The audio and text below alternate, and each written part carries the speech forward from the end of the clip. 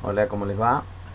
Hoy vamos a ver el tema diabetes, la cual es una enfermedad muy importante hoy en nuestros días, por ahí debido a la falta de ejercicio, a la comida chatarra, a la mala alimentación, a la poca importancia que se le da, al estrés. Bueno, tiene muchos factores. Es una enfermedad, como dije, importante hoy en día porque hay mucha población con diabetes o en riesgo de padecerla, y es una enfermedad crónica que a la larga puede ser incapacitante para la persona, ¿sí? Entonces vamos a ver de qué se trata la diabetes y cuál es el tratamiento. Diabetes mellitus, esa es la definición, es un desorden metabólico, ¿sí? Acuérdense que estamos hablando en esta unidad de trastornos endocrinos, de glándulas endocrinas que secretan hormonas. Entonces es un desorden metabólico crónico caracterizado por hiperglucemia, ¿sí? El aumento del azúcar en sangre, con alteraciones del metabolismo de los carbohidratos, las grasas y las proteínas, resultante de la disminución de la secreción y o acción de la insulina, que sería la hormona secretada por el páncreas.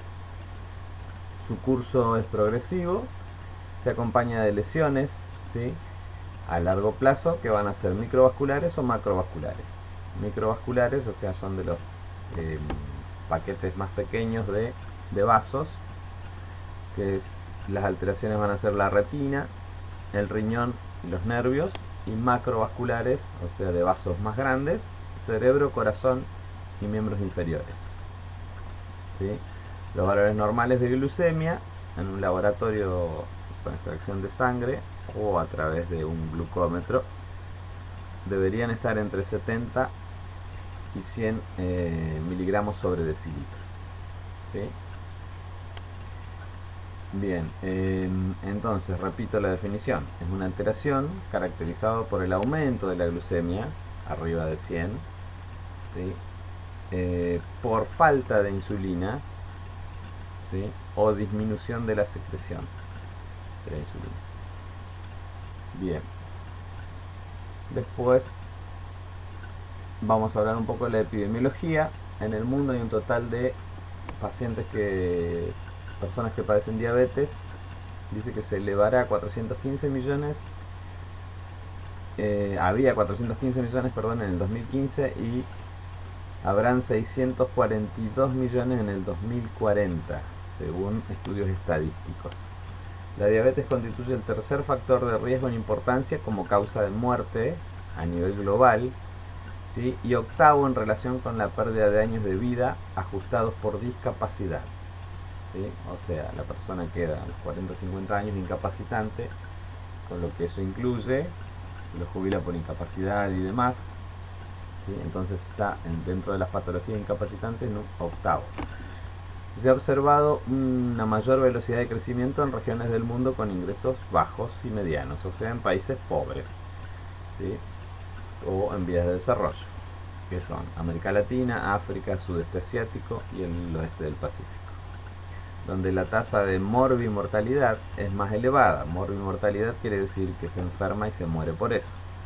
Y los recursos sanitarios disponibles son más restringidos, ¿sí? Tenemos obviamente recursos sanitarios más pobres que los países desarrollados, Estados Unidos, Canadá, Europa. Bien, seguimos hablando de epidemiología. El crecimiento de la diabetes mellitus tipo 2, ¿sí? Ahora vamos a ver bien las clasificaciones, pero es la 2 la que nos hace insulina. Se atribuye al aumento de expectativa de vida mundial, ¿sí? Y a la adopción de hábitos no saludables, alimentación excesiva e inadecuada y el sedentarismo, ¿sí? Entonces estas son las causas por las cuales se han elevado los números de enfermos de diabetes tipo 2. La diabetes tipo 2 constituye en la Argentina un problema de salud pública de gran relevancia, dada su elevada morbimortalidad, o sea que se enferman y mueren, con una carga socioeconómica elevada también, ¿sí? Acuérdense que estamos hablando de salud pública, ¿sí? O sea que esto lo pagamos todos.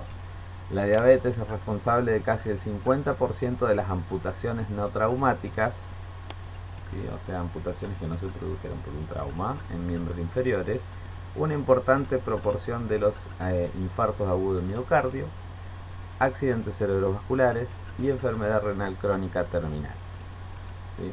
Constituyendo una de las principales causas también de ceguera en adultos. Ya fíjense todas las complicaciones, ¿sí? A nivel microvascular y macrovascular que causa la diabetes.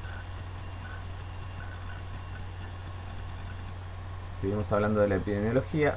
El impacto socioeconómico negativo de la diabetes se debe a su prevalencia elevada y también su muy frecuente asociación con otros factores de riesgo cardiovasculares, y como el sobrepeso o la obesidad, la dislipemia, ¿sí? Que es uno de los trastornos del metabolismo de las grasas, hipertensión arterial y sumado al pobre grado de control de la hiperglicemia, ¿sí? O sea, los pacientes no se automonitorean. Bien, ¿cuáles son los factores de riesgo para tener o padecer diabetes? Antecedentes familiares de diabetes, obesidad, ¿sí? Aquí habla de, fíjense, el índice de masa corporal, pertenecer a una raza o grupo étnico, los latinoamericanos, afroamericanos, ¿sí? Tenemos predisposición genética a padecer la enfermedad, los asiáticos, los provenientes del Pacífico también. Edad igual o mayor a 45 años, alteración de la glucosa en ayuno, o sea, antes de desayunar ya tengo un poquito elevada la glucosa, ¿sí? Hipertensión arterial, igual o por encima de 140-90 milímetros de mercurio, y concentraciones de lipoproteínas de alta densidad, que son las HDL, iguales o menores a 35 miligramos de decilitro, o de triglicéridos, ¿sí? Igual o mayor a 250 miligramos sobre decilitro.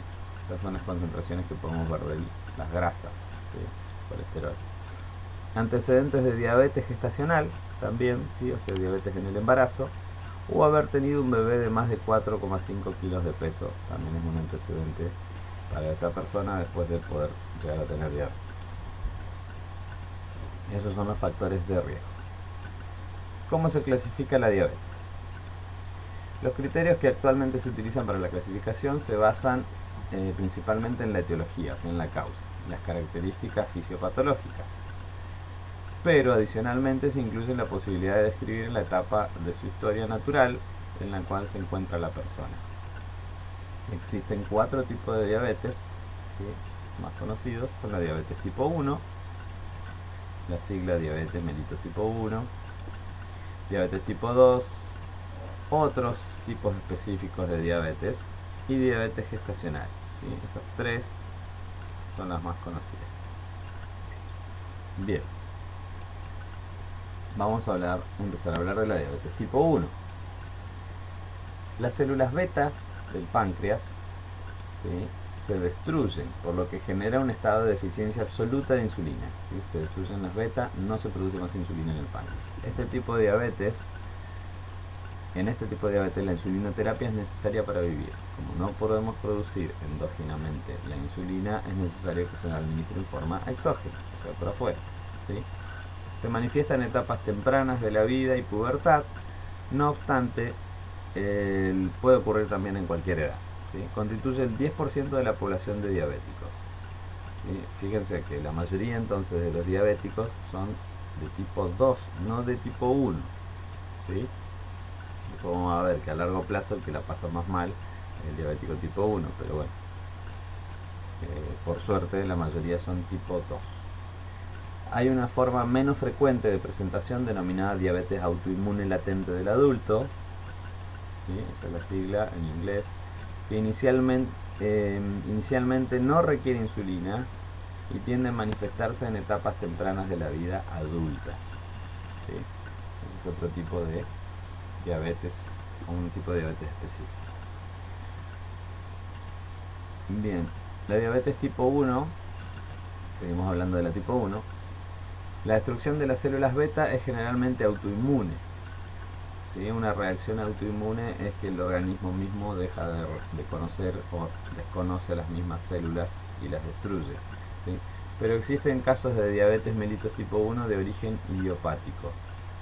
¿Sí? O sea, idiopático quiere decir de causa desconocida, donde la medición de anticuerpos conocidos da resultados negativos, y por eso es idiopático. Para evaluar la autoinmunidad se utilizan anticuerpos, ¿sí? Acá menciona los anticuerpos que se utilizan para ver si es autoinmune, ¿sí? El anti-GAT65, anticélulas de islote, antitirosina, fosfatasa y anticuerpo ZNT8. Estos son anticuerpos que se miden para ver si la persona, ¿sí?, tiene esta diabetes tipo 1 de origen autoinmune. Pero si no diera ninguna de estas mediciones de laboratorio, sería de origen idiopática, como dije anteriormente. ¿Sí? Entonces se subdivide en autoinmune e idiopática la diabetes tipo 1. Acá vemos a una pequeña niña aplicándose la insulina sola. Dijimos que la diabetes tipo 1, recuerden, la mayoría se da, ¿sí?, en edades tempranas. ¿Sí? Fíjense que acá dice generalmente en la niñez o en la pubertad. ¿Sí? Aunque se puede dar en cualquier edad, el adulto joven también. Acuérdense que el adulto joven es autoinmune latente del adulto, ¿sí?, en etapas tempranas de la vida adulta.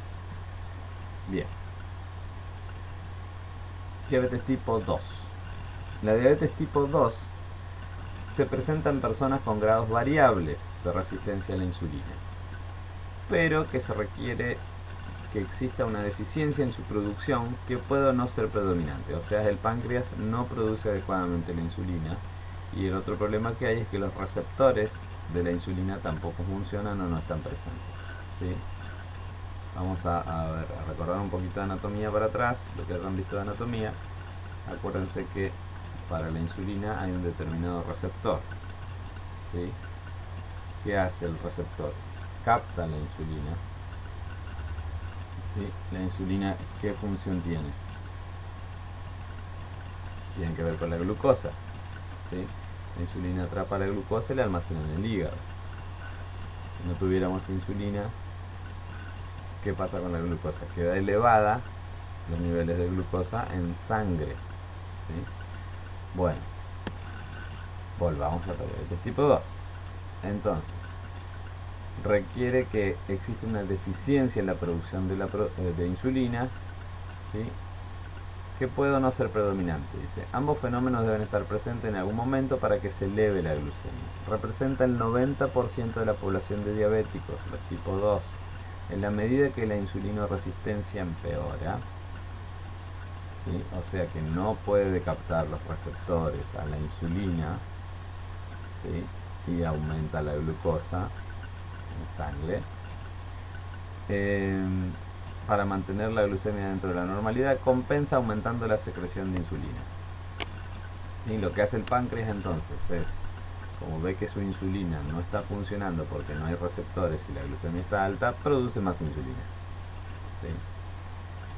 Como hacen todas las glándulas cuando hay algún desequilibrio.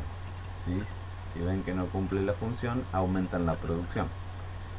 Con la evolución de la enfermedad, la capacidad secretoria pancreática claudica, deteriorándose la homeostasis de la glucosa. ¿Sí? O sea, la glándula empieza a producir excesiva cantidad de insulina, aunque no le va a servir porque los receptores no están o están deficientes. Entonces la glándula empieza a enfermarse, si por llamarlo de alguna manera, ¿sí?, a hipertrofiarse, y entonces va a terminar después, tal vez, produciendo menos insulina o directamente no produciendo. Y ahí es el caso en que los tipo 2 pasan a ser tipo 1, porque van a empezar a requerir insulina. ¿Se entiende? Bien, vamos a repetir entonces. La diabetes tipo 1 es insulino requiriente porque el páncreas no produce insulina o produce muy poca.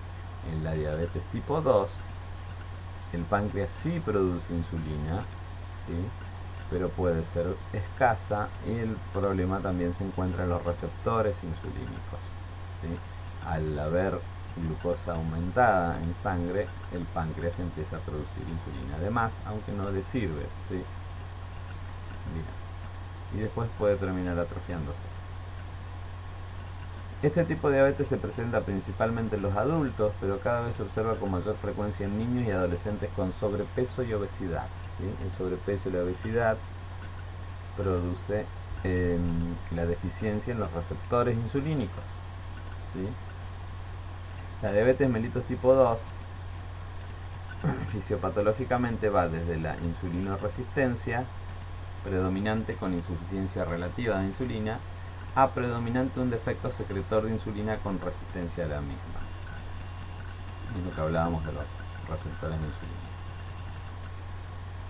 Si bien la mayor parte de las personas con diabetes logran un control metabólico adecuado mediante adoptar estilos de vida saludables, ¿qué quiere decir? Practicar ejercicio con regularidad, tener un plan de alimentación saludable, ¿sí? El plan de alimentación ahora lo vamos a ver, pero es uno de los más completos y sanos, si se quiere. Si todos comiéramos como come un diabético, seríamos todos más sanos. El diabético puede comer de todo, ¿sí? No es que se priva de cosas, puede comer de todo, pero en pequeñas cantidades, ¿sí? Y racionados racionalmente durante las 24 horas del día. Después lo vamos a ver. Bien, entonces debe tener actividad física, un plan de alimentación adecuado, antidiabéticos orales, ¿sí? Porque el diabético tipo 2 toma hipoglucemiantes que ayudan a los receptores insulínicos a captar la insulina, ¿sí? Un porcentaje variable de ello puede requerir insulina después para tener dicho control. Eso es cuando dijimos que la glándula empieza a producir de más, se hipertrofia, ¿sí? Y directamente después no produce absolutamente nada y tenemos que administrarlo exógenamente. Bien. Diabetes secundaria, otros tipos de diabetes. Diabetes secundaria son causas comprobadas o supuestas de diabetes, como enfermedades del páncreas, ¿sí? Por ejemplo, por una pancreatitis, la persona puede quedar diabética, sí. Anormalidades hormonales, glucocorticoides, ¿sí? El exceso de glucocorticoides puede afectar, y los estrógenos también, ¿sí? Intolerancia a la glucosa. Una glucosa en ayunas entre 100 y 125, recuerden que lo normal era 70 a 100 o hasta 110 se toma, pero si yo tengo en ayuna de 100 a 125 o con niveles mayores a 140 de glucosa postprandial. ¿Qué quiere decir postprandial? O sea, después de almorzar, 2 horas después de almorzar, ¿sí? Esto es una prueba que se realiza cuando la persona, por ejemplo, hizo un control de diabetes y supongamos que le dio 114, 120, un poquito apenas elevado de los valores normales.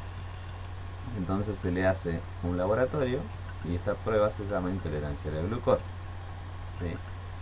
La intolerancia a la glucosa tiene que dar, para que sea negativo la diabetes, tiene que dar valores normales, ¿sí? Bien, entonces estos son los valores que tiene que dar. Una glucosa en ayunas entre 100 y 125, el paciente no desayunó, y con niveles mayores a 140 de glucosa postprandial, medidas a las 2 horas después de la toma de 75 gramos de glucosa bioral, ¿sí? Pero sin llegar a 200. A ver, el paciente llega al laboratorio, le miden la glucemia, ¿sí? Puede llegar a tener entre 100 y 125, ¿sí? Después le dan los 75 gramos de glucosa y puede llegar a tener más de 140, pero sin llegar a 200, ¿sí? Eso es intolerancia a la glucosa, ¿sí? Suponete que le dio, cuando llegó 125, le dieron 75 gramos de glucosa por vía oral, lo hicieron esperar 2 horas, le volvieron a controlar y le dio 200. Ese paciente está en lo que se llama vulgarmente y malmente llamado, pero se los digo para que sepan, una prediabetes. La prediabetes es esto, es la intolerancia a la glucosa, ¿sí? El paciente está borderline, está en los límites de ser un diabético, ¿sí? O sea, si no se cuida y no hace actividad física, no respeta dietas y es sedentario, va a terminar en una diabetes tipo 2. ¿Sí? Bien.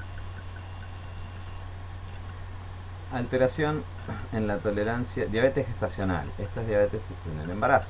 Hay alteración en la tolerancia a los hidratos de carbono por hidrato de carbono de severidad variable, dice, comienza o es diagnosticada por primera vez en el embarazo cuando está en curso. La hiperglucemia se desarrolla durante el embarazo por la secreción de hormonas placentarias, las cuales causan resistencia a la insulina. ¿Sí? También afectan los receptores insulínicos y entonces la insulina queda dando vuelta sin poder captar la glucosa. La diabetes gestacional ocurre casi en el 18% de las mujeres embarazadas e incrementa el riesgo de alteraciones hipertensivas durante el embarazo. ¿Sí? ¿Cuáles son las complicaciones que puede tener esta paciente que no era diabética, pero tiene ahora una diabetes gestacional? ¿Sí? ¿Cuáles son las complicaciones que puede tener?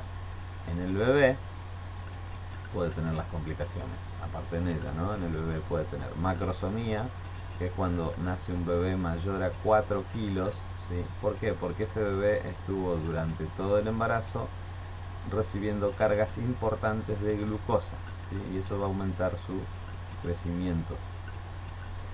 Distocia de hombros es en el momento del parto, ese bebé es tan grande, ¿sí? Que una vez que pasó la cabeza puede trabarse la parte de los hombros y ahí se frena o se detiene el parto momentáneamente. Después hay que hacer maniobras para poder sacarlo, ¿sí? Eso se llama distocia de hombros. Mayor porcentaje de masa de grasa fetal, ¿sí? El feto va a ser obeso, ¿sí? No va a ser un bebé. Hay bebés, a ver, si tenemos genéticamente, los padres son grandes o muy grandes, el bebé puede ser que pese 4 kilos y no estaríamos hablando de nada de esto, ¿sí? Porque simplemente es genética. Pero si los padres son chicos o normales de estatura, no son grandes, y estamos hablando de macrosomía, que hubo distocia de hombros, y eso sí, estamos hablando de una diabetes gestacional y las complicaciones son estas. ¿Me entiendes? Si yo hablo de mayores porcentajes de masa de grasa fetal en una mamá que es normal, ¿sí? Pero si está con diabetes gestacional, le va a pasar eso. ¿Sí? Bien. Mayor tasa de cesáreas, porque por los partos que se pueden llegar a complicar o por los riesgos que tiene la madre durante el embarazo, por la diabetes, ¿sí? Entonces a tener hiperglucemias constantes, tiene alteraciones metabólicas y a veces no llegan a término esos bebés y se terminan programando cesáreas. Aparte para que el bebé no nazca con demasiada macrosomía y para evitar la distocia de hombros, ¿sí? Y acuérdense que es un bebé que van a ser grande, muy grande. Bien. Las alumnos que han sido mamás entenderán de lo que estoy hablando, de tener, nacer, parir un bebé grande o gigante en este caso. ¿Sí? Más de 4 kilos, pueden llegar a pesar hasta 4 kilos y medio. Bien. Manifestaciones clínicas o signos y síntomas de la diabetes dependen del nivel de hiperglucemia. ¿Sí? Los más frecuentes incluyen las 3P que decimos. Poliuria, ¿sí? El aumento de la cantidad de micciones. Polidipsia es el hambre, repetir comidas, la sed, repetir la cantidad de tomas de agua en el día, ¿sí? A muchas. Y la polifagia es el hambre, repetir la cantidad de comidas en el día. O sea, estás todo el día picoteando, estás todo el día tomando agua y estás todo el día yendo al baño a orinar, ¿sí? Esas son las 3P. Acá tenemos las definiciones, estaban acá. Poliuria, aumento de volumen, polidipsia, mayor sed, se presenta como resultado de la pérdida excesiva de líquidos asociado a diuresis osmótica. A ver, vamos a explicar esto. ¿Por qué el paciente va a orinar a cada rato? ¿Sí? Porque está en sangre, tiene exceso de glucosa. El exceso de glucosa pasa por el riñón y el riñón trata de compensar eliminando el exceso de glucosa. Pero la molécula de glucosa, así como la molécula de sal, atraen mucha agua. Entonces el riñón, en un intento de eliminar glucosa, también va a eliminar por ósmosis, por eso dice diuresis osmótica, va a eliminar gran cantidad de agua. ¿Cómo compensamos después? teniendo sed y volviendo a tomar agua, y es un círculo, ¿sí? Entonces, exceso de glucosa se elimina por osmosis, se elimina agua. Tomamos mayor cantidad de agua, ¿sí? Bien. La polifagia, que es el hambre, ¿sí? Nosotros consumimos y eso nos da glucosa, pero la glucosa no la podemos incorporar a nuestra célula y a nuestros tejidos porque la insulina no está funcionando, ¿sí? Entonces tenemos hambre porque por más que comamos, la glucosa está en sangre y no en nuestro organismo, no donde la necesitamos, no está en el cerebro, no está en el músculo, ¿sí? No está en nuestro estómago, está dando vueltas en sangre porque la insulina no está trabajando, ¿sí? ¿Qué hace la insulina? La capta, la almacena en el hígado y cada vez que yo la necesito la desdobla y yo la voy utilizando a medida que la necesito. Si hago ejercicio del hígado obtengo la glucosa que almacenó la insulina, pero en este caso no hay insulina, o no funciona o no están los receptores insulínicos, entonces la glucosa queda dando vuelta en sangre, por eso tengo estos síntomas. Los pacientes también muestran polifagia, incrementan el apetito, ¿sí? Que resulta del estado catabólico inducido por el exceso de insulina por el catabolismo de proteínas y grasas. Acá se produce un proceso especial, ¿sí? Acuérdense que es la alteración del metabolismo no solo de los carbohidratos, sino de grasas y proteínas. Como nuestro organismo no está consumiendo la glucosa porque está dando vuelta en sangre y no en los tejidos, empieza a consumir, ¿sí? A catabolizar las grasas que tenemos, de ahí empieza a sacar las calorías y después empieza a consumir las proteínas, ¿sí? Este consumo va a producir después desechos tóxicos que son los cuerpos cetónicos, que ahora más adelante lo vamos a ver, y que se pueden medir en orina. Eso quiere decir que cuando hay presencia de cuerpos cetónicos es porque yo estoy metabolizando no carbohidratos, que no puedo, metabolizando grasas y proteínas. Bien. Otros síntomas incluyen fatiga, debilidad, cambios repentinos en la visión, parestesias, ¿sí? Que son el cosquilleo y los hormigueos, entumecimiento de dedos y pies, piel seca, lesiones tisulares, o sea, de los tejidos, o heridas que tardan en sanar, ¿sí? Eso también es importante ver en los diabéticos tipo 2 que no saben que tienen diabetes. Por ahí se producen pequeñas heridas y en vez de cerrarse la herida en 24 en 48 horas, tarda días en cerrarse una herida, ¿sí? Eso es porque los vasos capilares están tapados de glucosa, y entonces la herida no puede cerrar bien, no llegan bien las células que tienen que cerrar, que son la fibrina, los glóbulos blancos, glóbulos rojos, ¿sí? Tampoco llega el calcio y ningún factor de la cascada de la coagulación puede llegar ahí para cerrar, porque no hay vasos capilares, ¿sí? Están dañados por la diabetes. Bien, en la diabetes también puede presentarse pérdida repentina de peso, ¿sí? Dijimos por el aumento del catabolismo, náuseas, vómitos, dolores abdominales, si es que se desarrolló cetoacidosis diabética. La cetoacidosis diabética se produce cuando yo empiezo, como no utilizo la glucosa, empiezo a degradar grasas, ¿sí? Y proteínas. Y de esa degradación de las grasas y demás se producen cuerpos cetónicos. Los cuerpos cetónicos en sangre, ¿sí? Es como cuando yo consumo cualquier cosa y queda el desecho. Ese desecho son los cuerpos cetónicos. Los cuerpos cetónicos van a parar a la sangre y de la sangre van a parar a los tejidos. Y eso produce un cambio en el pH y produce una acidosis. Por eso se llama cetoacidosis diabética. Bien. Criterios diagnósticos, ¿sí? O sea, ¿cómo diagnostico que la persona tiene diabetes? Un criterio diagnóstico lo vimos acá anteriormente, cuando vimos esta prueba es para un criterio diagnóstico, es intolerancia a la glucosa. Pero también se les llama así a los pacientes que están ahí, en la prediabetes o borderline, ¿sí? No, yo les digo prediabetes para que entiendan, pero traten de no usar esa palabra, porque es lo mismo que decir preinfarto, ¿sí? No existe eso. Es como decir me preduele la cabeza, tampoco existe. O me duele o no me duele. Entonces, o soy diabético o no soy diabético. Y si estoy en el medio, soy intolerante a la glucosa, ¿sí? Bien. Volvamos acá. criterios diagnósticos, síntomas diabéticos, ¿sí? O sea, las 3P, polidipsia, polifagia, poliuria, más glucemia plasmática, o sea, en sangre, equivalente o mayor a 200 miligramos sobre decilitro. La medición se realiza en cualquier hora del día sin tomar en consideración el tiempo transcurrido desde la última comida, no me importa. Los síntomas típicos de la diabetes incluyen las 3P y pérdida de peso sin explicación, ¿sí? Bien, ¿qué quiere decir esto? Por ejemplo, ¿vieron cuando hacemos, estudiantes de enfermería suelen hacer el Día Mundial, no sé, de la diabetes, se hacen controles en el centro, ¿sí? A través de un glucómetro, o va cualquier paciente, cualquiera de ustedes va a hacerse un análisis de sangre, ¿sí?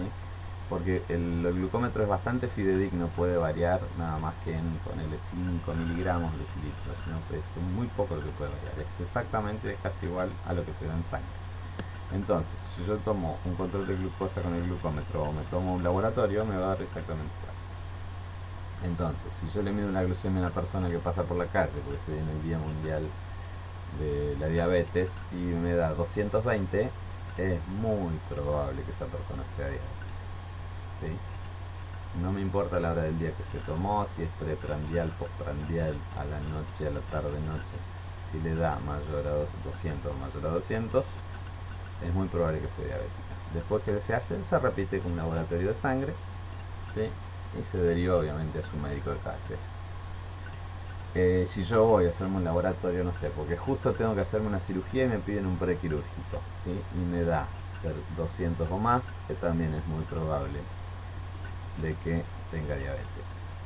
Puede pasar que tenga alguna alteración pancreática también, sí, capaz que justo me van a hacer un laboratorio porque me tengo que operar de algo pancreático, me puede dar más a la 200. ¿Sí? Pero bueno, acuérdense que las alteraciones del páncreas pueden terminar en diabetes. Bien, síntomas diabéticos entonces dijimos más glucemia mayor a 200. Glucosa plasmática en ayuna, ¿sí? Ahora sí, no estoy sin desayunar y me da igual o mayor a 126. El ayuno se define como una nula ingesta calórica durante al menos 8 horas, ¿sí? Yo me acosté a las 12 de la noche, fue la última comida, a las 8 de la mañana me hice el análisis y esa glucosa en ayuna me dio igual o mayor a 126, también se puede considerar que estoy empezando una diabetes. Glucosa post carga a las 2 horas, o sea, después de comer, esos 75 gramos de glucosa que me dan, ¿sí? Esta es, recuerden, la prueba de tolerancia a la glucosa, ¿sí? Yo las recuerdo, era, llego, ¿sí? Me tiene que dar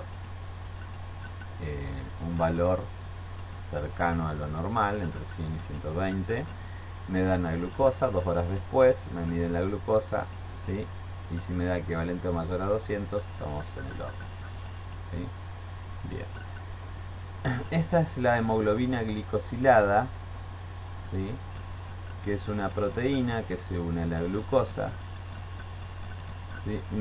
Si me da mayor o igual a 6,5, ¿sí? Es un criterio diagnóstico para decir también que tengo diabetes.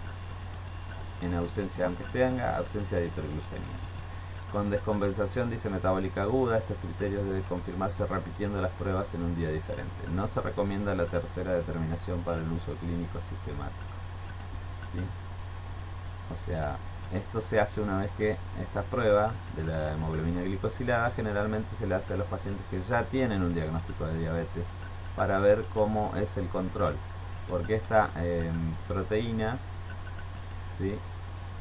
Tiene una vida media de 120 días, entonces me mide la unión de la glucosa a esta proteína, la hemoglobina glicosilada, y si me da un valor mayor o igual a este, quiere decir que tengo mal mi glucemia, ¿sí? Porque esto debería darme un valor normal, ¿sí? Bien, ahora vamos a ver de vuelta. Tratamiento. El principal objetivo del tratamiento de la diabetes es normalizar la actividad de la insulina y las cifras de glucemia para reducir el desarrollo de las complicaciones. O sea, ¿cuál es la idea del tratamiento del paciente diabético? Tener las glucemias dentro de valores normales. Si el paciente tiene la glucemia dentro de valores normales, va a evitar las complicaciones. ¿sí? Que ya vamos a ver cuáles son a largo plazo, pero las vamos a ver en otra clase porque es bastante amplio el tema. Entonces, la idea es mantener las glucemias dentro de valores normales. Si yo mantengo la glucemia dentro de valores normales, voy a hacer una vida normal, ¿sí? En cuanto al metabolismo me refiero. Entonces, ¿en qué se basa? ¿Cuáles son los pilares del tratamiento? La dieta, ejercicio, automonitoreo, la medicación en caso de tomarla, hipoglucemiantes o insulina, cualquiera de las dos que tomara. Hipoglucemiantes es para diabetes tipo 2, insulina, diabetes tipo 1. ¿Sí? Bien, vamos a ver cada uno. La dietoterapia, la nutrición, el plan de alimentación y el control de peso son los fundamentos del tratamiento de la diabetes. Los objetivos de la dietoterapia son lograr mantener los niveles de glucosa normales, el perfil de lípidos y proteínas reducidos para evitar riesgos de enfermedades vasculares, que esto me va a complicar la diabetes, presión arterial dentro del rango normal, porque esto también me complica la diabetes, prevenir o desacelerar el desarrollo de las complicaciones crónicas, modificando la ingesta de nutrientes y el estilo de vida. Atender las necesidades nutricionales individuales teniendo en cuenta las preferencias personales, culturales, la voluntad para cambiar y demás. Eso hay que tener en cuenta de las personas, ¿sí? No es lo mismo atender a una persona que come de todo a una persona que es vegana o una persona que es vegetariana. Ustedes tienen que ajustar la dieta, esto lo hace el nutricionista. Mantener el placer por la comida, solo limitando opciones cuando esté realmente indicado por la evidencia científica. ¿Sí? O sea, puede comer de todo, salvo que estrictamente se le prohíba comer alguna comida específica. Por ejemplo, si encima, aparte de ser diabético, es hipertenso, ya sabemos que no va a poder consumir sodio, por más que le produzca placer comer con sal, ¿sí? O si tiene una glucemia muy inestable, cero azúcar y lo va a reemplazar por edulcorantes, preferentemente edulcorantes naturales, ¿sí? Bien. Para los pacientes que tienen obesidad y diabetes, sobre todo diabetes tipo 2, la pérdida de peso es la clave del tratamiento, ¿sí? Porque esto mejora los receptores insulínicos. En términos generales se considera que tiene sobrepeso una persona con un índice de masa corporal de 25 a 29. La obesidad se define como exceso del 20% sobre el peso corporal ideal, ¿sí? Disculpe. O índice de masa corporal igual o mayor a 30. Eso es obesidad. Bien, seguimos con la dieta. Se recomienda que para todos los niveles de ingesta calórica, 50 o 60% de las calorías tienen que venir de los hidratos de carbono, 20 o 30 de las grasas y el restante 10 a 20 de proteínas. Los hidratos de carbono, la mayor parte de estos deben provenir de cereales enteros. Las dietas con bajo índice glucémico podrán reducir las concentraciones de glucosa postprandial, o sea, después de comer. El gran problema es lo que yo como después, que no se me escape la glucemia, ¿sí? Bien. Acuérdense que la idea es mantener los niveles normales, o sea, si yo antes de las comidas puedo tener cerca de 70, mejor, y si después de las comidas puedo tener hasta 110, mejor, ¿sí? No más que eso. Bien. Los hidratos de carbono que se deben consumir con moderación para evitar cifras altas de glucemia postprandial, o sea, después de comer. Índice glucémico. Esa es una palabrita que se utiliza mucho. Se utiliza para describir la cantidad de un determinado alimento, de cuánto un determinado alimento aumenta las cifras de glucemia. Pero esto es muy individual a cada persona. Por ejemplo, una persona tiene 70 miligramos de decilitro de glucosa. Se come una banana, ¿sí? Y resulta que a los 40 minutos, ¿sí?, tiene 200 miligramos sobre decilitro. Pero otra persona tal vez tiene la misma glucemia, se come la misma banana, el mismo tipo de banana, y le sube a 110. ¿Sí? Entonces cada persona tiene un índice glucémico distinto. No es estándar el índice glucémico. Entonces, ¿a qué va esto? A que cada persona sabe, o va aprendiendo sobre la marcha en realidad, ¿sí?, cuántos miligramos le va a subir al comer determinado alimento, ¿sí? Eso es el índice glucémico resumido, todo esto que está acá, ¿sí? Bien. El combinar almidones o azúcares con alimentos que contengan proteínas y grasas tiende a reducir la absorción, por lo tanto va a producir menor índice glucémico. Ese que se comió la banana y que le dio 200 de glucemia, sabe que si lo mezcla con alimentos que tengan proteína y grasas, se reduce la absorción y le puede bajar el índice glucémico. ¿Sí? Bien. En general, ingerir alimentos crudos integrales resulta mejor para disminuir también el índice glucémico, ¿sí? Que los alimentos, dice, picados, guisados o cocidos, excepto las carnes. Comer frutas en lugar de beber jugos o zumos disminuye también el índice glucémico. Agregar alimentos con azúcares a la dieta puede ayudar a reducir el índice glucémico si estos son ingeridos en combinación con aquellos de más baja absorción. Las grasas, ¿qué hay que hacer con las grasas? Reducir el porcentaje de grasas, ¿sí? Más si estamos hablando de una diabetes tipo 2, ¿sí? Bien, no vamos a desarrollar tanto esto. Proteínas. El plan de alimentación incluye el uso de algunas proteínas, dice, de origen no animal, ejemplo, legumbres, cereales enteros. Ayudan a reducir las grasas saturadas y la ingesta del colesterol. También podrá reducirse la ingesta de proteína en pacientes con signos tempranos de enfermedad renal, que esto también es una complicación de la diabetes. Bien, las fibras, se aumenta el consumo de fibras, mejora las glucemias, el índice glucémico, ¿sí? Reduce la necesidad de insulina exógena a aquellos pacientes de diabetes tipo 1, disminuye las concentraciones de colesterol, ¿sí? Las lipoproteínas de baja densidad en sangre. Otras consideraciones aparte de los carbohidratos, las grasas y las fibras es el alcohol. En grandes cantidades se transforma en grasa, ¿sí? No es solamente carbohidratos, sino que en grandes cantidades se transforma en grasa, aumentando el riesgo de cetoacidosis diabética.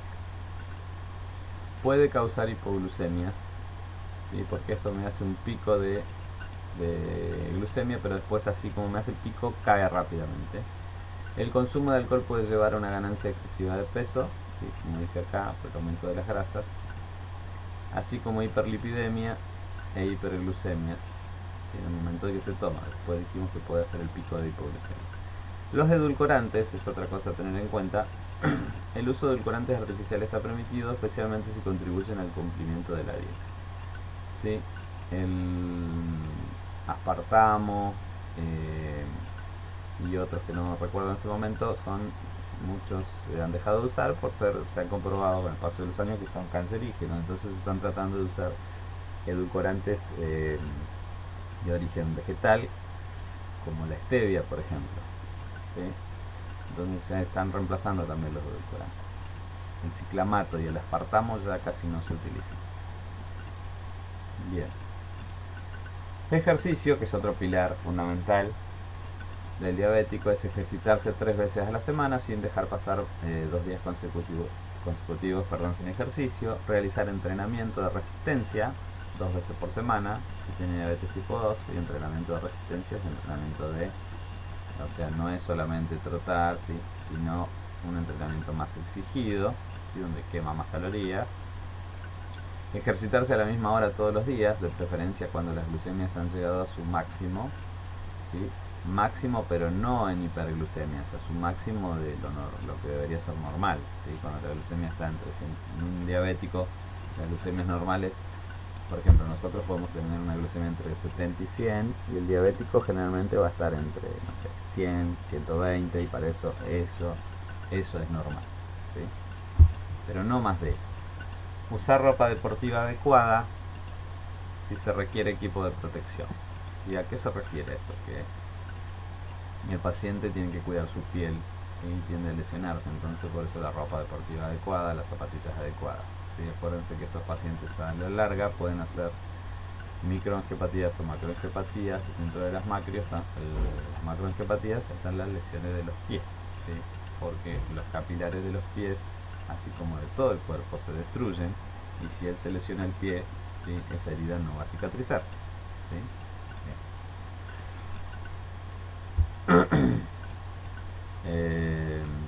Evitar lesiones en miembros inferiores, sobre todo si presentan entumecimiento debido a la neuropatía. Esto también es a largo plazo, ¿sí? Pierden sensibilidad en los pies y en los dedos de las manos. Revisar todos los días los pies después de hacer ejercicio, evitar ejercitarse bajo temperaturas extremas, porque encima que no sentís si tenés mucho frío te podés lesionar y no te das cuenta. Evitar ejercitarse en periodos de mal control metabólico, o sea, cuando sus glucemias están bajas o están altas, no puedo hacer ejercicio. Elongar durante 10 o 15 minutos antes del ejercicio. Esto es para todo el mundo. Bien. ¿Qué precauciones hay que tener en los ejercicios? En hiperglucemias, los pacientes que presenten cifras de glucemia que exceden los 250 miligramos de decilitros y que presentan cetonas en orina no deben ejercitarse hasta que las pruebas de orina resulten negativas y las concentraciones de glucosa se acerquen a lo normal, o sea 110-120. El ejercitarse con cantidades elevadas de glucosa en sangre incrementa la secreción de glucagón, que es la hormona de crecimiento, y las catecolaminas. La secreción de glucagón va a hacer que yo despida más glucosa, ¿sí? Porque el glucagón se desdobla y hace que yo tenga más glucosa. Entonces esto de 250, si yo me exijo, mi cuerpo va a emitir más glucosa a la sangre. El hígado libera entonces más glucosa, se obtiene como resultado un aumento todavía mayor de las cifras de glucemia, lo que dije recién. Entonces, si estamos hiperglucémicos no se puede hacer ejercicio, si estamos hipoglucémicos tampoco, y hay que evitarlas, ¿sí? Se debe enseñar a quienes requieren insulina a comer un refrigerio de 15 gramos de hidratos de carbono, una fruta o hidratos de carbono complejos con proteínas antes de realizar ejercicio moderado, ¿sí? O sea, antes de hacer un ejercicio se come una manzana, o se come una banana, o se toma un yogur con frutas o con cereales, ¿sí? Bien. El automonitoreo, que es el otro pilar, es el control de las glucemias. Este aparatito que está acá es el glucómetro, ¿sí?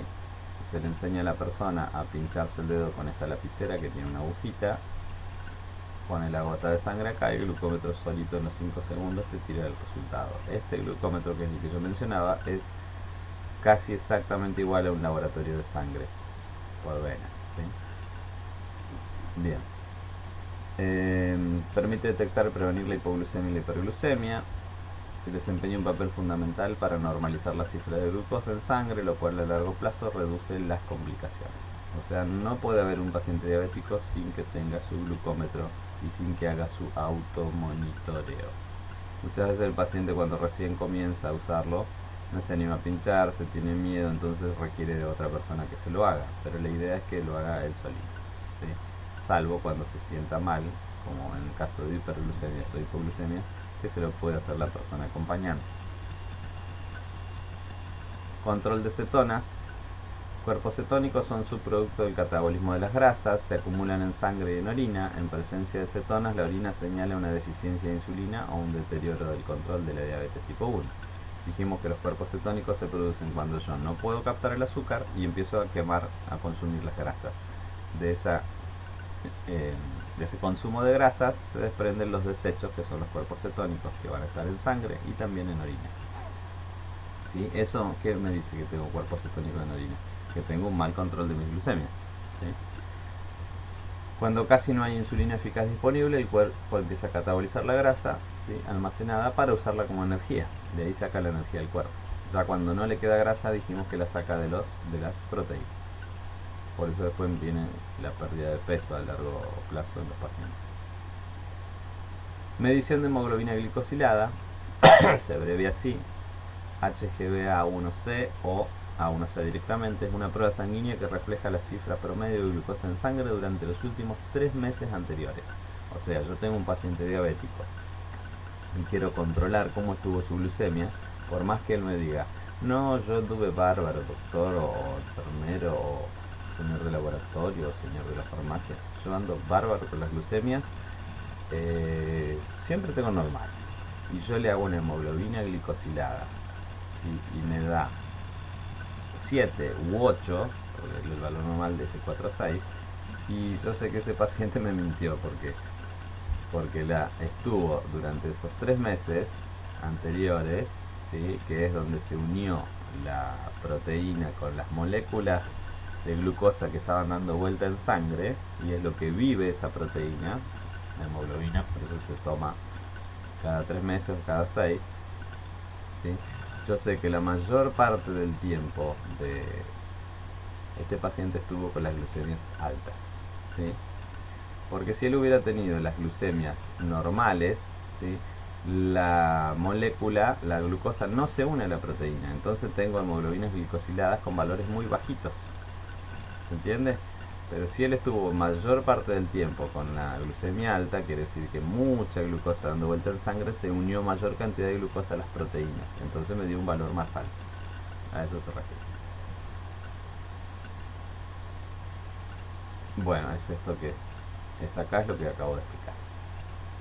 Bien, entonces esta prueba dijimos que se le toma a pacientes que ya tienen diabetes, y esto no me sirve como determinación del paciente si es diabético o no. Esto es para control del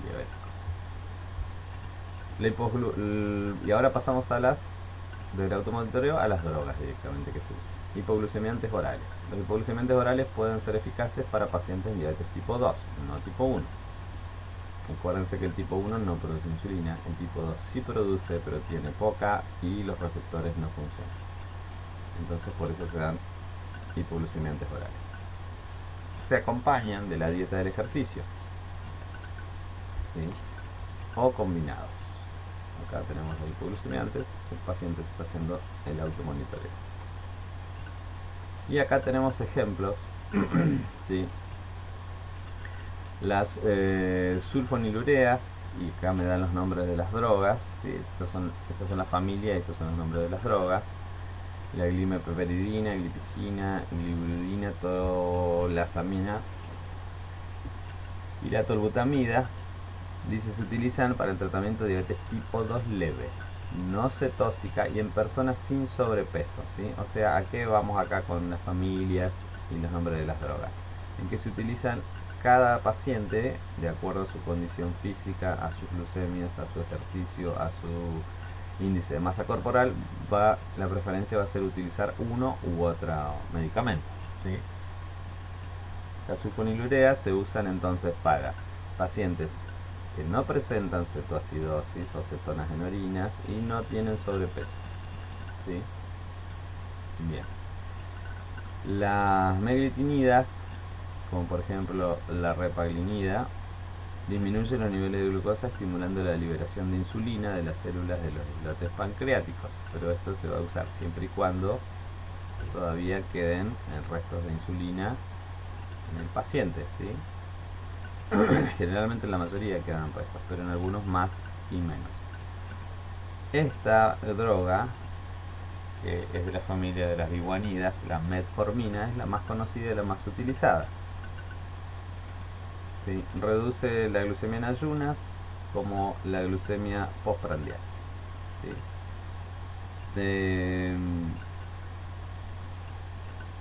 También dice que se puede usar, fíjense, para prevenir la diabetes, o sea, en pacientes que tienen intolerancia a la glucosa ya puede usarse la metformina, ¿sí?, para evitar que entren en una diabetes tipo 2. Otras drogas inhibidores del alfa glucósido, tenemos la acarbosa y el miglitol.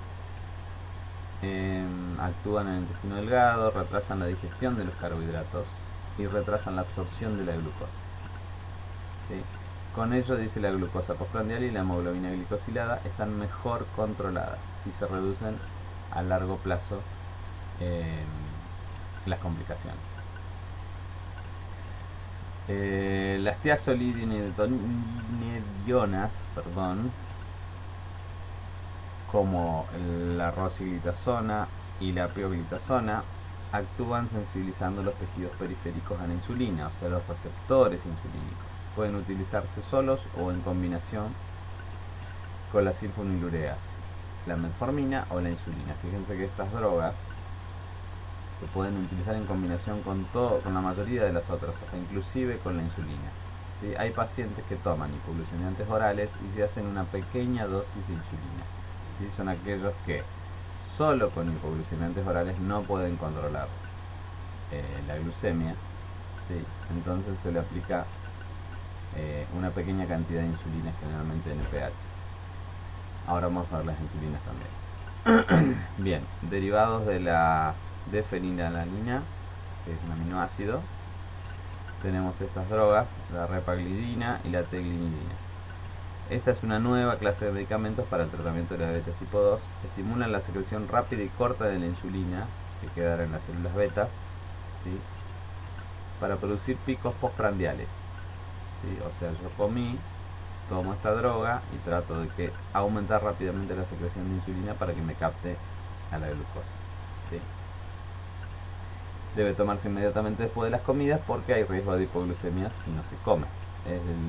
Corre el mismo riesgo de una persona que se hace la insulina y no come, ¿sí? Bien, estos son hipoglucemiantes orales más conocidos en nuestro país. Por ahí lo que más se utiliza y el más conocido por ahí es la metformina, ¿sí? Bien, insulinoterapia. La insulina es una hormona hipoglucemiante secretada por las células beta de los islotes de Langerhans del páncreas. Este péptido, bueno, acá muestra la estructura, está unida a dos fuentes de sulfuro, es una hormona anabólica de almacenamiento. Cuando una persona ingiere alimentos, la secreción de insulina aumenta y traslada la glucosa por el torrente sanguíneo hacia los músculos, hígado o células grasas, ¿sí?, donde se necesite. Esa es la función de la célula, atrapar la molécula de glucosa y almacenarla o llevarla donde necesitemos utilizarla. Si estoy haciendo ejercicio en los músculos, si no, lo almaceno en el hígado o en las células grasas. Estas células,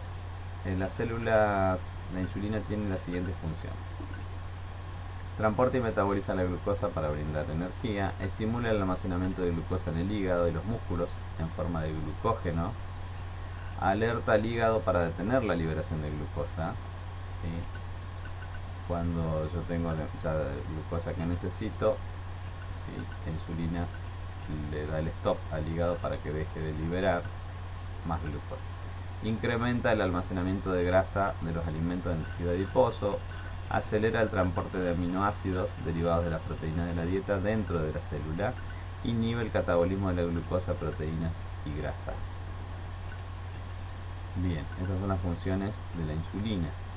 Durante los periodos de ayuno, entre comidas y durante la noche, el páncreas libera continuamente una pequeña cantidad de insulina, que es la insulina basal, y otra hormona pancreática llamada glucagón, secretada por las células alfa de los islotes del Langerhans, ¿sí? La insulina se produce en las beta, el glucagón en las alfa. Es liberada cuando disminuyen las concentraciones de glucosa en sangre, lo cual estimula al hígado para secretar la glucosa almacenada, ¿sí? Entonces, en los periodos de ayuno se produce una pequeña cantidad de insulina basal, ¿sí?, y la otra hormona, que es el glucagón, se libera, disminuye las concentraciones de glucosa en sangre, estimula al hígado para secretar la glucosa almacenada, ¿sí?, porque la insulina, porque como no estamos consumiendo azúcares ni demás, ¿sí?, entonces secreta lo que almacenamos, lo secreta durante la noche. La insulina y el glucagón en conjunto mantienen concentraciones constantes de glucosa en la sangre mediante la liberación de glucosa desde el hígado, ¿sí? Bien. Inicialmente el hígado produce glucosa por catabolismo de glucógeno, eso se llama glucogenólisis, ¿sí? Después de 8 a 12 horas sin alimento, la producción de glucosa se realiza por catabolismo de sustancias que no son hidratos de carbono, ¿sí?, incluyendo aminoácidos. Eso es gluconeogénesis. Fíjense que después de 8 a 12 horas sin alimento, ¿sí?, la producción de glucosa lo sacamos de otro lado. Por eso la importancia de no estar tantas horas en ayuno, ¿sí?, y porque aparte nuestro cerebro principalmente se alimenta de glucosa. La insulina suele inhibir la glucogenólisis, ¿sí?, y la gluconeogénesis. Estos procesos se realizan de manera desmedida en personas con deficiencia de insulina y contribuyen a la hiperglucemia, ¿sí? A ver, para que quede más claro, la insulina, ¿qué hace? Capta el azúcar, la almacena, la lleva a las células que necesitemos, ¿sí? Pero si no hay producción de insulina o es deficiente, lo sacamos de acá, ¿sí? del hígado, ¿sí? O lo sacamos a través de la glucogenólisis, o la sacamos de las proteínas o las grasas a través de la gluconeogénesis. Entonces la insulina hace que estos dos procesos no se produzcan, ¿sí? Porque no sería necesario. Bien. Por otra parte, tiene lugar la descomposición de grasas, lo que lleva a producción elevada de cetonas, ya lo dijimos, sustancias altamente ácidas, ¿sí? Que se forman cuando el hígado descompone los ácidos grasos libres en ausencia de la insulina. Vamos a hablar ahora de tipos de insulina. Tenemos las insulinas nativas y los análogos de insulina. Las insulinas nativas son péptidos de origen animal o biosintético, ¿sí? De laboratorio, cuya secuencia aminoácida está inalterada y refleja la hormona que existe en distintas especies biológicas, ya sean animales o humanas. Se pueden clasificar las nativas según su origen en animales y humanas, ¿sí? O según la duración de su acción, ¿sí? Cuánto dura en sangre, de acción corta, rápida, de acción regular, corriente cristalina, insulinas de acción intermedia o insulinas NPH. ¿Sí? Ahora vamos a ver cuáles son cada uno. Los análogos de insulina son agonistas insulínicos, agentes que estimulan al receptor de la insulina. Son derivados de modificadores introducidos en el gen que codifica la síntesis de la insulina humana. ¿Sí? Entonces la diferencia entre uno y otro, que estas son insulinas, son hormonas, ¿sí? Ya sea de origen animal o hechas en laboratorio, pero son hormonas de insulina para captar el azúcar. Y los análogos son agentes que estimulan al receptor de la insulina. ¿Sí? Bien, tenemos análogos rápidos y análogos lentos.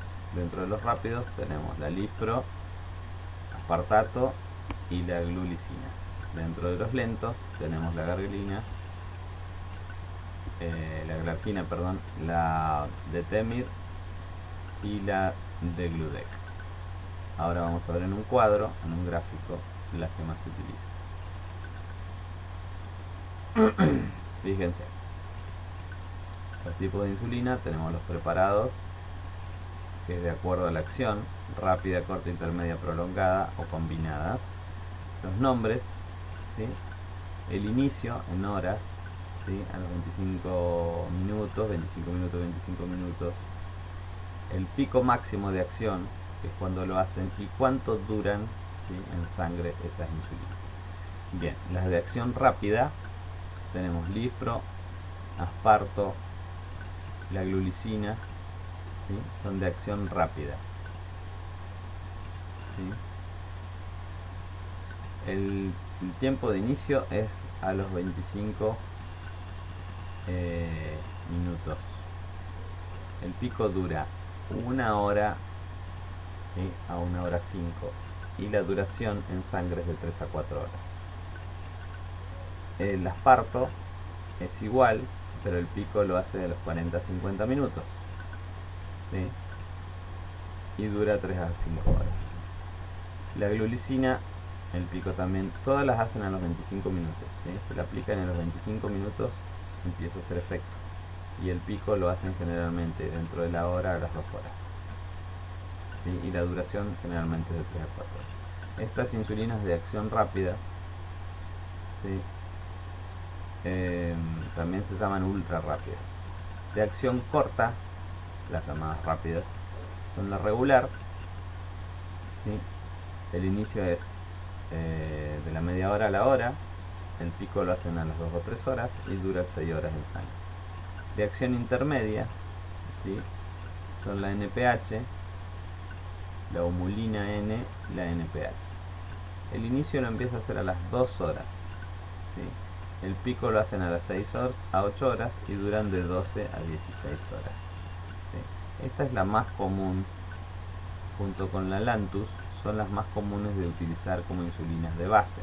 Estas insulinas de acción rápida o de acción corta, que también se llaman ultra rápida o rápida, son las que se utilizan para corregirse.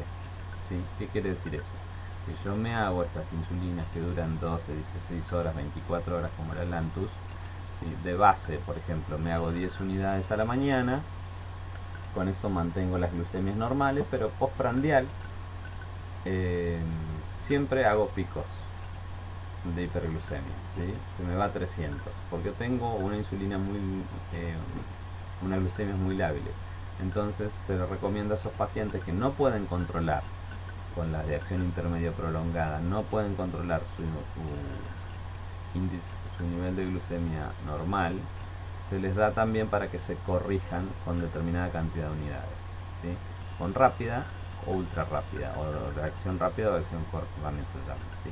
Entonces se les da para que se corrijan con pequeñas unidades, 1, 2, 3, 4 unidades de esas insulinas, ¿sí? Hay una regla que se les da al médico para que ellos se automediquen en caso de que hagan hiperglucemia.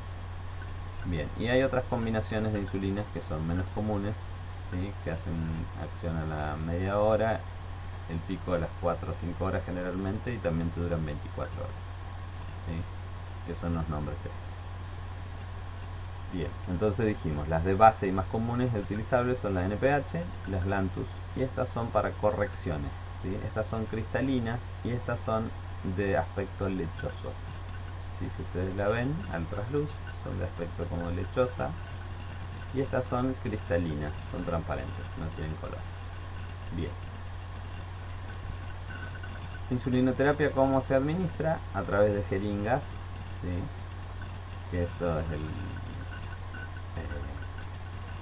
demuestra, digamos, la pobreza de nuestro sistema de salud, ¿sí? Porque ya se utilizan otros métodos, estos están casi inactivos. En estos casos la insulina se extrae de un frasco de vidrio. Las unidades de insulina se encuentran marcadas en la jeringa, fíjense que acá están marcadas las unidades, ¿sí? Y se utilizan jeringas de insulina con escala de 40, 80 o 100 unidades. Las de 40 y de 80 unidades son de origen animal, ¿sí? Como vimos acá, bovinas o porcinas, ¿sí? Y las de 100 son las insulinas humanas. Y las de 100 unidades son de origen humano. Las de 40 y de 80 son porcinas o bovinas, que ya casi también no se usan, ¿sí? Se utilizan humanas. Bien, entonces fíjense, este es el método para aplicarse, es subcutáneo, va en el tejido subcutáneo, se hace un pliegue y se administra con una agujita subcutánea, ¿sí? En un ángulo de 45 grados. ¿Sí? Esta región que se utiliza, después vamos a ver, son periumbilicales, se pueden administrar en las piernas, los brazos, en los hombros. Bien, estas son las jeringas de insulina. Las lapiceras o pen, en inglés, que las marcas pueden ser Flex Pen, Kawick Pen, Solostar, son cartuchos o lapiceras, ¿sí? Similar a una jeringa, pero viene dentro de un cartucho plástico con un disparador acá arriba, ¿sí? Y una agujita pequeña más chica de las jeringas comunes, ¿sí? También se puede utilizar a 45 o a 90 grados, también haciéndole un pliegue porque va subcutáneo. Vienen precargadas, ¿sí? Habitualmente son descartables. Cuando esto tiene un gatillo que va disparando, o apretás, y acá tiene un émbolo que va bajando, ¿sí? De acuerdo a las unidades. Acá marcas las unidades que querés hacerte y apretás y te larga esa cantidad que vos querías, te la largo acá. La persona determina la cantidad de insulina a aplicar girando un botón dosificador. Se requiere una aguja descartable para la aplicación, ¿sí? Estas agujitas se cambian, van a rosca acá, ¿sí? Se cambian cada 2 o 3 días, se cambian. No es necesario cambiarlo, ponerle que esta persona se hace 2 o 3 veces por día la insulina, imagínate, va a tener que estar cambiando la aguja 3 veces por día, eso no es real, ¿sí? Porque la agujita, la insulina es un bacterio estático, o sea que todo lo que esté aquí no se contamina con bacterias habitualmente. Sí se puede contaminar si yo la toco con algo sucio, pero si está solito así, se aplica bien, no se contamina. La aguja se cambia cuando pierde el filo, ¿sí? Porque son agujas muy pequeñas, ¿sí? Habitualmente los pacientes lo cambian a los 2 o 3 días. Bien, la lapicera te va a durar, tienen hasta 300 unidades, así que saquen la cuenta, un paciente que hace 10 o 12 unidades por día le puede durar mucho, ¿sí? Bien, bombas de insulina, acá lleva como una agujita también, pero ya está puesta en el subcutáneo y tiene un parche arriba. La agujita va conectada a un dispositivo que va conectado a una bomba. La bomba es como un celu más chiquito, ¿sí? Que se programa, ¿sí? En países desarrollados Acá ya viene un sensor que le indica a la bomba la glucemia, y la bomba sola dispara la cantidad de insulina que necesita. Pero estamos hablando de que países que no son el nuestro, entonces nosotros no lo tenemos acá. Acá hay que programarla la insulina y cada tanto me dispara insulina rápida, ¿sí? Bombas de insulina es un dispositivo pequeño portátil, se administra insulina de acción rápida, ¿sí? Las que vimos anteriormente, las 24 horas del día a través de un catéter que se implanta bajo la piel conectado a un equipo de infusión. Es un tratamiento alternativo para aquellas personas bajo una terapia intensiva de insulina que necesitan 3 o más aplicaciones por día porque tiene una glucemia que se dispara y baja muy lábil. Utiliza una zona de insulina de acción rápida o ultra rápida, ¿sí? No utiliza insulina de acción lenta, ¿sí? Porque imagínense que si a él le sube o le baja la glucemia constantemente y yo tengo una insulina de acción lenta que le hace el pico recién a las 6 horas, el paciente puede hacer o hiperglucemia o hipoglucemia y no tengo forma de corregir. Por eso usa nada más que rápido. La cantidad de insulina administrada varía en función a cada individuo, dependerá de la actividad física, del estrés, de las enfermedades, etc. Cuando el paciente hace actividad física, si está en unas glucemias normales, yo consumo esa glucosa y la glucosa tiende a bajar, ¿sí? Entonces, obviamente no va a disparar. Si la persona no hace actividad física y come, la glucemia va a subir, va a disparar, ¿sí? ¿Se entiende? Bien. Zonas de aplicación, fíjense, son estas. Ahora vamos otra vez acá, pero veamos el gráfico. Son los muslos, el cuádriceps anterior, el cuádriceps lateral, ¿sí? Se puede hacer en los glúteos, aunque digan que es solamente intramuscular, no, porque también hay grasita en los glúteos en los pacientes que tienen grasa en los glúteos, ¿sí? Fíjense, periumbilical, toda esta zona, zona de deltoides, ¿sí? Deltoides anterior, deltoides posterior, ¿sí? Y la región de los flancos donde hay grasa también se puede hacer. Esto es para ir rotando, habitualmente se hace en la panza nada más, pero los pacientes cuando hacen lipodistrofias, que ahora vamos a ver lo que es, pueden hacérselo en los muslos, se lo pueden hacer en los brazos, atrás de los brazos, ¿sí? Bien. La insulina puede inyectarse en abdomen, brazos, muslos o nalgas. Es importante dejar 2 centímetros entre inyecciones para evitar la lipodistrofia. Las personas que requieren varias aplicaciones en el día pueden utilizar más de un área de aplicación, pero respetando la cantidad del horario para disminuir la variabilidad. La actividad física aumenta la velocidad de absorción de la insulina y puede ocasionar hipoglucemias, por lo que se recomienda no inyectar la insulina en zonas que realizarán mayor actividad física. Si yo me voy a correr, no puedo hacerme la insulina en la pierna, ¿sí? Me la hago en la panza. Si yo voy a hacer fierros con los brazos, no me hago la insulina en los brazos, me la hago en la panza, ¿sí? Si yo voy a hacer abdominales, no me la hago en la panza, me la hago en la pierna, ¿se entiende? De acuerdo al lugar que voy a trabajar, porque si no se absorbe más rápido y puedo hacer hipoglucemia. Bien, zona de aplicación ya vimos. Las complicaciones son reacciones alérgicas locales, o sea, me puede hacer un eritema, que es la coloración roja, inflamación, ¿sí? Reacción alérgica sistémica, estas son las primeras aplicaciones de insulina, ¿sí? Que el paciente responde, digo, su cuerpo responde a la insulina. Por ahí después se cambia, se rota otra insulina, ¿sí?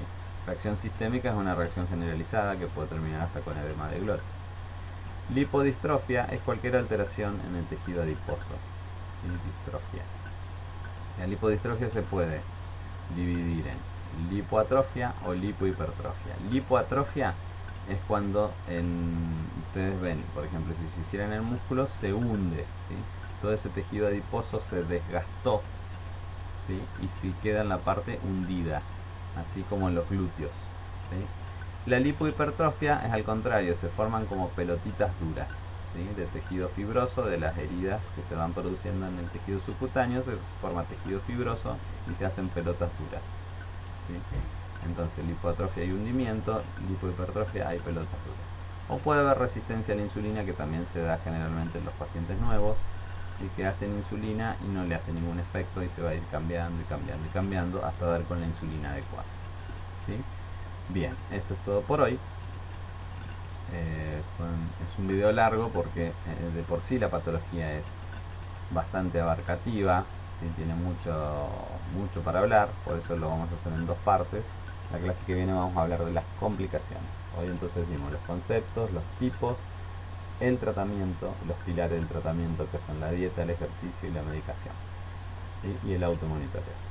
Bueno, nada más por ahora. Si les quedaron dudas, pueden eh, mandar mensajes al IPSA, y si no, yo después le doy el celu y también se puede hacer un grupo por WhatsApp, ¿sí? Nada más.